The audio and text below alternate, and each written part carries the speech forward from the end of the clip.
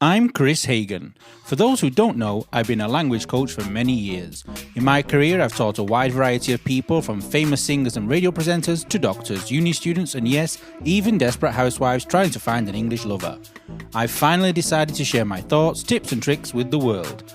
Also check out my YouTube channel if you want to see my ugly mush. So let's kick off this podcast with a great jingle. Doesn't matter where you are, in the car or at the bar. Here for you comes in your ears, another word for thanks is cheers. Here's the new kid from the block, here for you around the clock. Shining on his English lips, Kris is an anagram of risk. Kris. Hello and welcome to this podcast on May the 24th, or the 24th of May, whether you're British or American. We always say 24th of May because we're British and we like to know what number it is, what day it is before the month. In America, May the 24th. But nowadays, everybody says everything because everybody's one big happy family. And speaking of happy families, well done to Måneskin, who won Eurovision Song Contest 2021. What a surprise. Let's hope everything goes okay, because there's many videos out there which look like he's sniffing something, unless he just dropped a contact lens. Now, well done to our UK entry. Okay, we obviously never want to win, so we keep making things happen so we get 0 points. I don't know, but I didn't think there was anything wrong with the song. And people out there, remember, be careful. This is not a threat, it's just a bit of advice. If you don't start voting for the UK, one day the UK might just say ciao and stop paying towards it. So be careful, because I don't think a Eurovision in a farm in someone's back garden will have the same effect as all the pyrotechnics and the very, very camp outfits. But anyway, now to be honest, we like it because it's just a laugh. I know many countries take it seriously, but the UK, we don't. But here is my biggest concern. Who on earth in Italy is going to be able to present a full show for many days, okay, in English? I'm free if anybody's asking. But I'm not Italian. Now, what happened today? I thought, let's go online and see what happened on May the 24th. I've just said May the 24th again because I'm thinking of America. In America, on this day, in 1883, the Brooklyn Bridge, spanning the East River from Brooklyn to Manhattan Island in New York City, opened for the first time ever. Wow, yay, happy birthday to the Brooklyn Bridge. Now, this got me thinking as well. I thought, recently I've just found a fantastic aftershave. Now, this I've never understood, and I'm English. Perfume for men. I don't want to call it eau de toilette, toilet water. And I don't want to call it perfume because that sounds very feminine. I'm going to have loads of people shouting at me now, how dare you say this, that it sounds feminine. I don't care. So I call it aftershave. Okay, you've all seen me probably. I have a beard. I don't often shave, but I like to wear this little spray. Spray? What can I call it? But anyway, talking of that, Bond number 9 in New York has fantastic aftershave, eau de toilette, perfume, whatever you want to call it. It's fantastic. Go and check it out. It's really good. I've got some and I'm addicted to it. It actually smells like I'm in the city. It smells like Manhattan. And no, they didn't pay me to say this. I'm actually saying it because I really like it. And as you know me now, I think you've come to understand what I'm like. If I like something, I say it. Now, speaking of things that I like and Americans, here's Mimi. Introducing Mimi Melendez, mixing cocktails from Miami to New York. People blame her for getting legless just cause she mixed it. She didn't pour it down your throat. No, she didn't. Remember to leave her a tip. Mimi's back, and today she's going to do part 1 of the 5 major mistakes bar owners make and the single most common reasons bars fail. Common reason bars fail. Okay. Because she actually decided she wants to do it over 2 podcasts, because the first podcast has got 4 and the last one, the 5th one, is so big she wants to use it in the next one. Because it's so important. So go on then. It is. Okay, so let's start with number 5 of our list of major mistakes that lead to bar failure. Number 5 has to do with customers. So if you're not listening to what customers need or want, you're not listening to employee feedback about your customers, this will lead to problems in your customer base and how many people will return, because so many places depend on return customers to really sustain their business. And if you're not listening to them, if you're not offering what they need, they will not come back. So you want to make sure that you correct mistakes and that you take responsibility and action immediately if you find something is not working for your customers. Also, the power of communication and social media is important. So you can use this as a tool to listen to them. Not opening, also along the same lines, not opening the right type of establishment in the right place is really a matter of not catering to what your customers want, right? If you're a local bar, a local neighborhood bar, you want to make sure that you are giving them what they need in that community. So number 4 is breaking laws or industry standards. So this may not necessarily lead to bar death, but it can, hopefully not. But it can really lead to severe injury, let's say. You can get some really big fines for breaking some of the laws in your district that you may think are not a big deal, but they actually are. So some fines may put you out of business completely, or some fines may require you to close your business temporarily.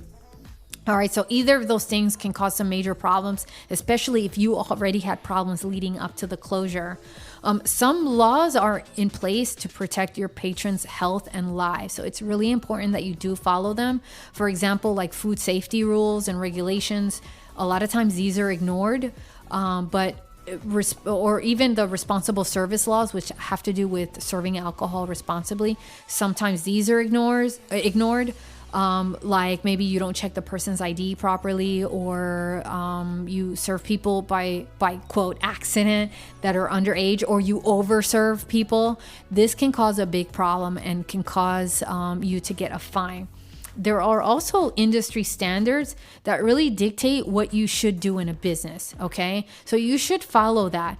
If you are selling a product for a price that's too high or too low, trust me, it's going to come back to bite you. It will eventually lead to more problems for you if you're not following that industry standard. And you will eventually lose more money and eventually lose customers, right? Because it's like a domino effect. Some of these laws, once they're broken, they subject the owner and some of the employers to fines. We already talked about that. But let's talk about how much, right? So some fines can be just a couple $100,000. However, I've seen fines go into the tens of thousands of dollars, and you could also lose your license to serve alcohol or to have a business. In addition to that, you can get sued in civil court. So that's another big liability that you are subject to if you break some laws. Okay, so the next thing I want to talk about is a lack of marketing or flexibility.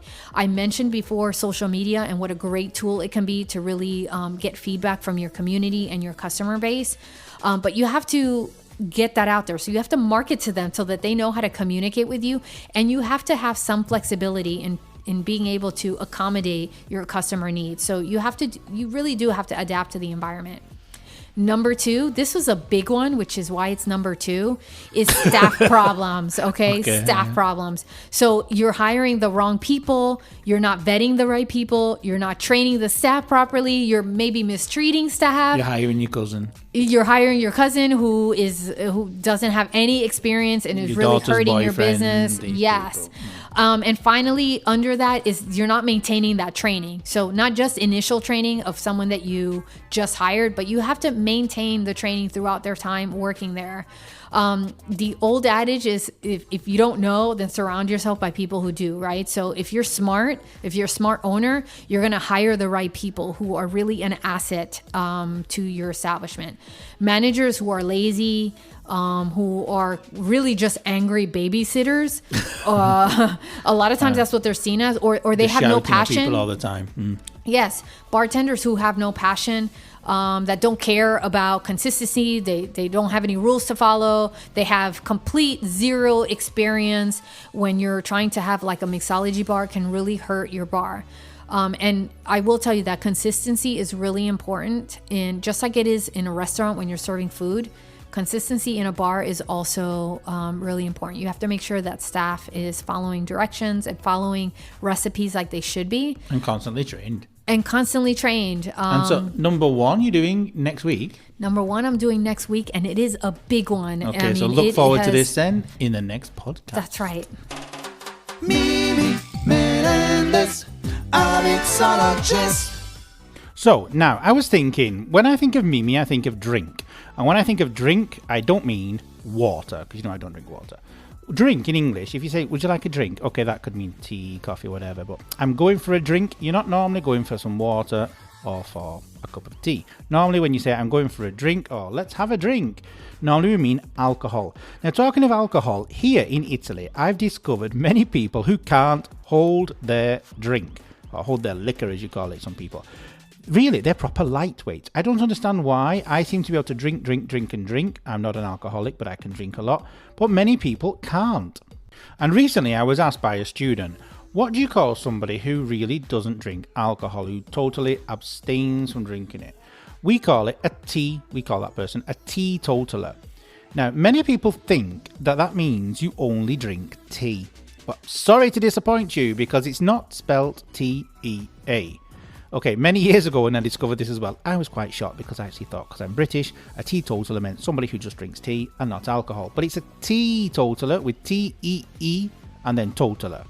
Now, this information, like I just said, is not only for foreign people, because many UK people, many English people, many native people also think that teetotaler, I'm teetotal, as an adjective, teetotaler the person, or teetotalism, the noun, okay?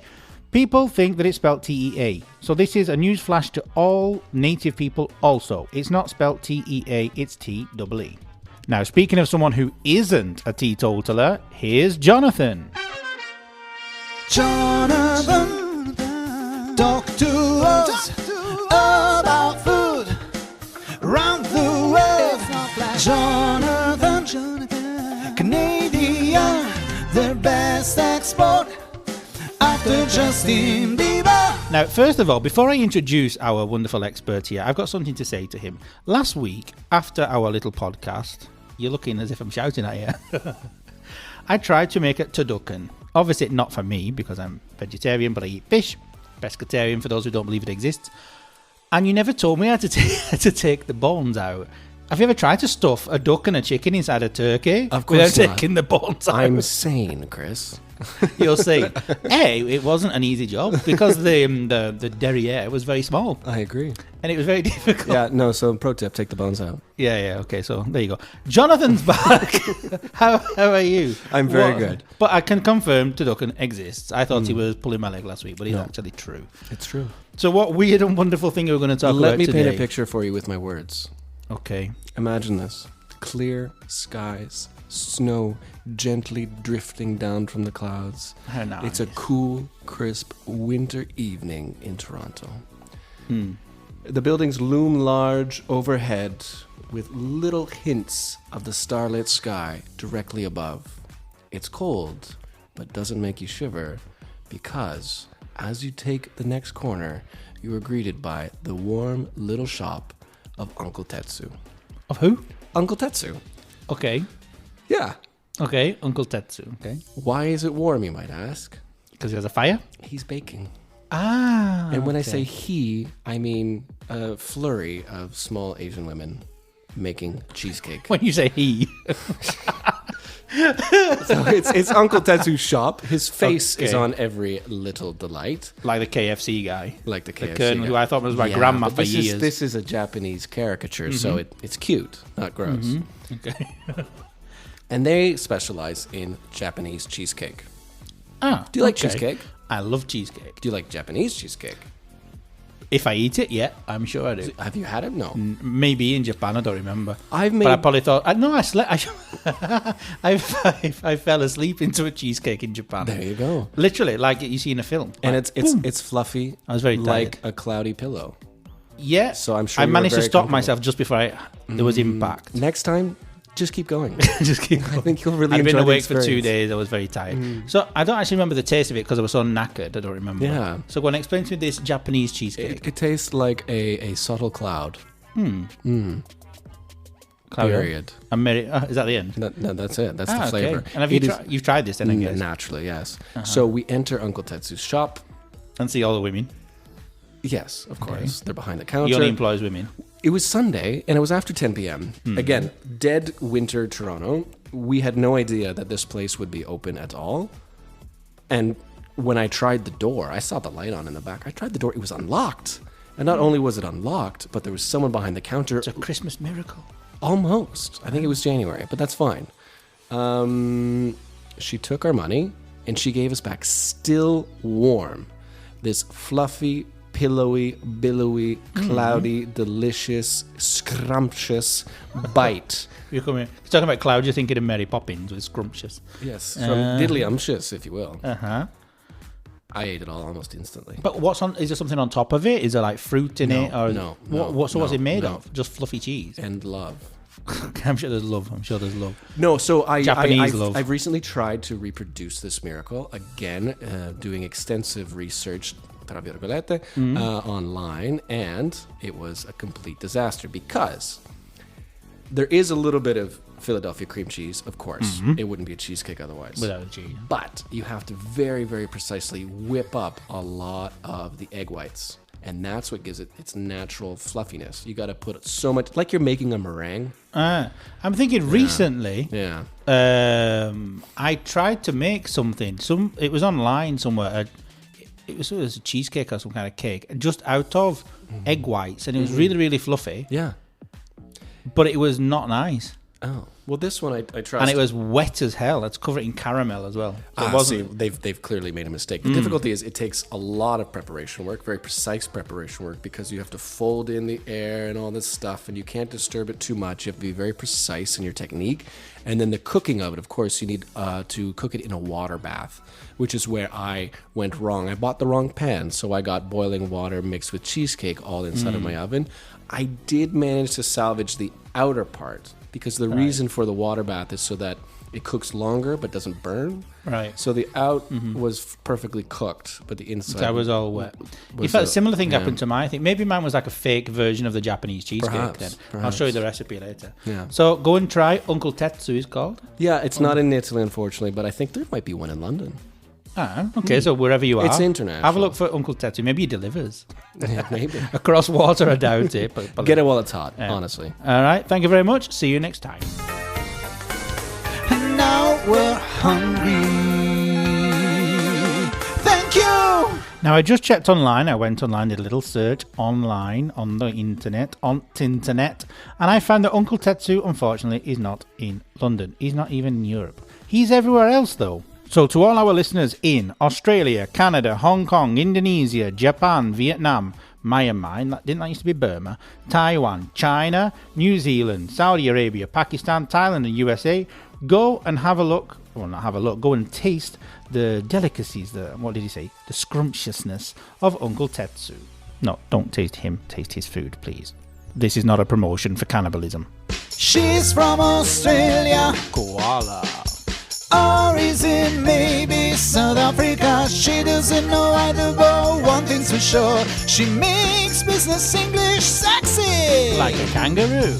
It's Kelly Lawrence. Kelly's back again. Hey, but it's nice to see you for once. It's nice to see you. We're recording all these podcasts in the same day, so it's not really 25 weeks of Kelly here. Exactly. So I think Kris has had a few gin tonics. No, it's just Coke. It's just Coca-Cola. He says that, but... No, I wish there was some gin in it, in fact. Why don't I have any gin? We have no staff in this place. Okay, so what I was thinking of was the fact that now Kelly is probably in Australia when this podcast is released because she's abandoning me. But also, when she's on her flight, she'll be watching some films, I'm sure, for 25 hours flying back to Australia because I'm not Probably firing her, she's leaving me. So you know that I'm not getting rid of her. So I thought, well, you're going to be watching films on the plane. What kind of films can we watch to improve our business English? Kelly. A good question. I have to films say that or series even. Exactly. I would have to say series here because the flight to Australia is at least 24 hours. So I usually start a series if I want 25 films is a little bit too much. Exactly. So look, I was thinking of giving you guys some recommendations for flying to Australia or in quarantine. It's the same. Exactly. Well, the time is more or less the same. It's the same, exactly. You could probably learn English in the time you'd have to spend in quarantine in Australia. It's a big process. So, anyway, I wanted to give you some series that take place in a business setting because this is very useful if you want to improve your business English because you can hear others using expressions in the office. Because the things that you spoke about. Exactly, and in fact, a lot of things that I've spoken about you will find in these series. So if you're looking for let's say a series or a film recommendation, try and find one that's in an office, and that way you will be able to also practice business English. So the first one I wanted to bring that doesn't forward, include films for people who are over 18. Films on the top shelf. Because normally they're all set in an office. That's true. Or maybe there are some The vocabulary Secretary. there. The Secretary was a film. Was it set in an office? I don't know. The Secretary, I'm not sure yet. Our director is nodding because he's a pervert and so he's seen it. Any other suggestions you have? Apart from The Secretary. So some non-18 plus ones. Some non-erotic we'll ones. Of course. On a plane, erotic films are not the best idea. Good point. Look, the one you could go forward with would be The Office, of course. Set in an office, all about work. It's a good one too. The Office, you mean with Ricky Gervais? The yes, series. that's it. The series, the exactly. The comedy Office. in inverted commas. Exactly. It's not that funny, but He thinks it's funny. Ricky Gervais is very funny in other things, but The Office, I never understood it. But the vocab is very officey. exactly, I agree. It's not that funny, but it would serve its purpose. The other one, which I think is quite funny, I've only seen a few episodes, but I really enjoyed it. It was called Parks and Recreation. And it's not about a park or recreation; it's about an office. It's about a team of people who work for the government Department of Parks and Recreation. Basically, they do nothing but go around and do the job, and it's very funny, and there's a lot of vocabulary there. Okay. Also, I just thought of one. If I can interrupt you, because Yeah, go on. I'm trying. Okay, Ally McBeal. Ally McBeal. I don't know it. No. It's probably Get before out. Would my you live under a time. rock? Before your time. How old do you think you are? 12? Ally McBeal is in a law office. It's in an office. Okay, It's I not don't only know law it. things. But yeah, Ally McBeal as well. Go on. Other But options. another law one would be Suits. Everyone knows it. You mean It's Suits? not Suits, not Suits, not Suits. Okay. Suits. And Megan is from Suits. Exactly. Now she's in the royal family, so. Well, for now. Exactly, for now. Yeah. So. They do podcasts as well. Maybe we could invite them. They've started podcasts. Well, go on. Oh, Not about really? business I didn't know English, that. about other things. Okay. More important things. Yeah. So I don't think they have to ever work in an office. So No. They probably don't know. So any Suits business is good. English. What's it about? What kind of office is it? I've never seen it. It's all about legal things. It's an office about. It's a lot of vocabulary about law, but it's very interesting. It's also very funny. It's a good one to watch. The other one, which Kris, I think you recommended, was 9 to 5. Because 9 I'm to old. 5. This is a bit before. This my was well time. before a bit before your time. It's before my time as well. Oh, don't be cheeky. With Dolly Parton. You all know the song 9 to 5 with Dolly Parton. Yes, but not from the. I didn't know it was a series. Didn't know it was in a series. It was a sorry. film. It was a film Ah, it was originally. a film. A film, yeah. So 9 to 5 is a film, not a It's a series. film. It's a film. Okay. Yeah. All right. So you could go forward with these ones if you wanted to improve your business English in your free time. Choose a series that's in an office. It's gonna help you. Yeah. All right. And it's clean and not perverted. Yeah, you can also go with the The clean 18 plus. version. And there's more vocabulary as well, really. But Yeah, no, there's well- less vocabulary. So there's more vocabulary in a real series like Suits. Exactly. But can I just say something though? Remember, when you're watching a series, don't put it in your original language as subtitles. Make sure the subtitles are in English, because if you have the audio in English and the subtitles in your language, the script is never the same. And so you're not going to learn a damn thing. So if the audio is in English, make sure the subtitles are also in English. Good advice. Very good advice. Or get rid of the subtitles altogether and just train your brain. Get used to it. After a while, you're going to be able to understand it. Exactly. If that's for the more advanced people, obviously. I'm nicer. And Kelly's I'd say evil. stuff in the Straight for the beginning. difficult things. Dive right into Okay. it. Bye, Kelly. Bye. And now we love business English, oh thanks so. Now, I want to take this opportunity to tell everybody that don't worry, because Kelly will also be in the 3rd series of English Uncovered. Because before she flew off to Australia to abandon us all, I chained her to a chair and made her record all 20 episodes of the 3rd series. So don't panic, Kelly will be back. You still have 3 more episodes in this series anyway, so nothing to worry about. Now, who's our final guest today? Now it's time for Laura, say to you by your Skype. She's at home in Nashville, couldn't find a flight. Laura likes to listen to the radio, but when it comes to music, she prefers it live. Laura, give for Laura, give for Laura, give for Laura, give for Laura, give for Laura, give for Laura, give for Laura. Laura, give for Laura, give for Laura, give for Laura, give for. Now, Laura's back, long-winded Laura, and I'm only joking, with part 2 of the protest songs, because there are still things being protested. So off you go. Yes, it's true. I like to tell stories. Maybe I got a little long-winded, No, but if don't you've worry. ever met my father, you would know why. This is bad. And the history of protest songs is long. I only touched the tip of any of the subjects that I talk about on the podcast with you, but this one really took a while and kind of sent me down a rabbit hole. Don't worry, it's not a problem. Off you go. American protest songs seem to focus on domestic issues through the 1970s, but then in the 80s, everything kind of seemed to change and spread out. It's like the world got much smaller that decade. Now that you know some protest songs and what they are, do you have a favorite, or do you have some that come to mind? Yeah, I had a think, and I thought about Another Brick in the Wall by Pink Floyd. I like that one. That's a good song. Yeah, that's a great one. If you were going to write your own song of this type, what topic would you cover? Well, maybe because people call me a prude, this thing about people using their naked bodies to get publicity and attention, this gets on my wick. Well, there you go. That's just me being me. That's what's so fascinating about this, is that everyone has something to say. I've got plenty to say, me. So, in the 1980s, protest songs focused more on the plight of other countries. There were still a few rock artists bringing attention to local issues, though. Billy Joel's Allentown brought attention to problems facing the American manufacturing industry. Bruce Springsteen wrote Born in the USA, which was hugely popular, but it criticizes the country's assistance, or lack thereof, to Vietnam veterans who were having difficulty assimilating back into American life after the war. Ironically, this song is still used in patriotic settings today, but by people who don't know the words, but only the title. How ridiculous. I know, it's always awkward to hear it at a 4th of July parade or political rally. Popular music in the 80s focused on apartheid in South Africa, AIDS, hunger in third world countries, and the violence in Northern Ireland. Hey, that I remember. I mean, one of the most popular statements of the era was U2's Sunday Bloody Sunday in 1983. I mean, they were originally kind of known as a protest band. That song was written about the massacre of Catholics in Derry in Northern Ireland in 1972. Yeah, my family knows very well about those times, yeah. You never know, unfortunately, these things can flare up again at any time. Oh, see, in America it was... we heard about it, we heard the song, we saw the news, but we didn't really relate to it. Oh, yeah, it's at the other side of the world. But we, even like issues like apartheid in 1985, American teenagers learned all about the issue of apartheid from songs like Sun City, which was a song written by Stephen Van Zandt for a group called Artists United Against Apartheid. All the artists involved made a pact not to play at this certain all-white resort in South Africa because the government had forcibly relocated all of its black citizens. Terrible. And the group was like an international who's who of pop and rock and rap, hip-hop, including Run DMC, Keith Richards, Bono, Bob Dylan, Pat Benatar, Afrika Bambaataa. The hip-hop and rap genres became a huge vehicle for African-American protest music in this time. They focused on police discrimination and poverty. Grandmaster Flash and the Furious Five brought us The Message, was the name of the song, talking about cyclical poverty and violence. Public Enemy lamented the lack of sufficient first responder services in poor neighborhoods with 911 is a joke. 911 is the phone number that we call in the U.S. for an emergency. The Cold War was a topic of protest in the 80s.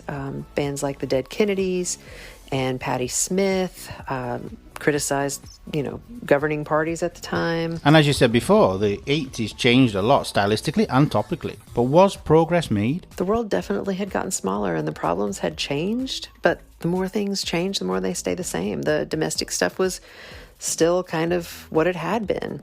We moved forward into the 90s. Social consciousness issues were still at the forefront. Racism was still a constant theme in this type of music, these emotional protest songs. In 1990, Melba Moore and a whole host of R&B stars recorded Lift Every Voice and Sing, that poem that I mentioned last week was from 1900. That this song was still so relevant at the end of the century, 100 years later, illustrates that much more progress needed to be made. Rage Against the Machine was a punk rap band who wrote Killing in the Name Of in 1992, and that was in reaction to the acquittal of some white police officers who had ruthlessly and mercilessly beaten a man named Rodney King in Los Angeles. When they were acquitted, there were riots all over Los Angeles. You probably saw it on the news, even in England. Hey, yeah, I remember it. Tupac called for change in the unfair treatment of the black community in his song Changes. This was back in 1998, and there are still songs being written today calling for exactly the same. But American women were also getting tired of being limited by the time the 1990s rolled around. Annie DeFranco released her controversial Lost Woman song in 1990, lamenting women's lack of control over their own reproductive decisions. Female-fronted No Doubt had a huge hit with Just a Girl in 1995. Yeah, remember that? Yeah. Illustrating the sexism faced by their singer, Gwen Stefani. I love her. Unfortunately, the names have changed, but the topics have not. Sadly. After a century, we are still hearing protest songs about war, racism, and inequality. Green Day's 2005 Grammy-winning album, American Idiot, highlighted the manipulation of Americans by mass media, a commentary that is still relevant today, probably even more relevant now. Pink and the Indigo Girls wrote an open letter to President George W. Bush in 2006 called Dear Mr. President, criticizing his positions on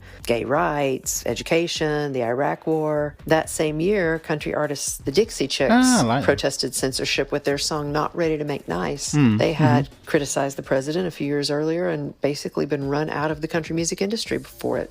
Black Lives Matter is another highly musically expressed movement. Kendrick Lamar's All Right protests violence against African Americans. Beyonce, who was already known for her musical statements of female empowerment like Irreplaceable and Run the World, released Formation in 2016. Time magazine called Formation as activism for African Americans, women, and LGBTQ people. And the song has been used in the Black Lives Matter movement ever since. Another song focused on the inequity between blacks and whites is Glory by Common and John Legend. While most of the other songs in that time period have been magnetic in nature, by definition of the sociologist Sergei Denisov, this one was more rhetorical. It was inspired by civil rights marches in the 60s and references historic civil rights activists, and it focuses on a positive message of equality for all races. The topic of racial equality is still forefront in music now. In response to the senseless deaths at the hands of police of George Floyd, Breonna Taylor, and many, many other African Americans, Atlanta rapper Lil Baby released The Bigger Picture last year. He donated the proceeds to Black Lives Matter and related groups. One half of the Indigo Girls, Amy Ray, released a ballad last year called Tear It Down. Modeled after early protest songs sung by Billie Holiday and Nina Simone, the song expresses Amy's questioning of her beliefs as a white woman raised in the South and her activism in righting decades-old wrongs. You know, it's amazing how much there is that needs to be fixed in the world, really. It's shocking. But I love the fact that singers try to help. It's fascinating. I love that people use their creative voices in all kinds of art to express their opinions. Yeah. I have hardly scraped the surface in these 2 episodes, but I hope that our listeners will have heard something that maybe inspired them to go out and look up a topic, an artist, a historical event, or a song that we talked about. To encourage that, of course, I made a playlist. I was just going to ask you, beat me to it. Check it out on Spotify. Will do for sure, and I will surely post it as well. But really, so much interesting things, all in such a short time. Talk to you next week. Yeah, see you next week. Thank you very much, Laura, and goodbye for now. Now we know something more about music. Thank you, Laura. But seriously, I'm really, really surprised how many songs are actually protest songs. And in fact, some songs I thought were protest songs, and some I had no idea at all until Laura actually said it. And then I looked into the lyrics and thought, yeah. But let's try and make this world a bit better, please, because I'm getting bored with the same bad things happening over and over again. There's only so much a man can take. So go and check out Laura's playlist. Like I said, I'll remember to share it. Now, just before we leave you today, I wanted to say that I went online to check. Today is the International Day of what? Nothing. So let's do this. Let's all join together and make May the 24th the International Day of the Jingle. Doesn't matter where you are, in the car or at the bar. Here for you comes in your ears, another word for thanks is cheers. Here's the new kid from the block, here for you around the clock. Shining on his English lips, Kris is an anagram of risk.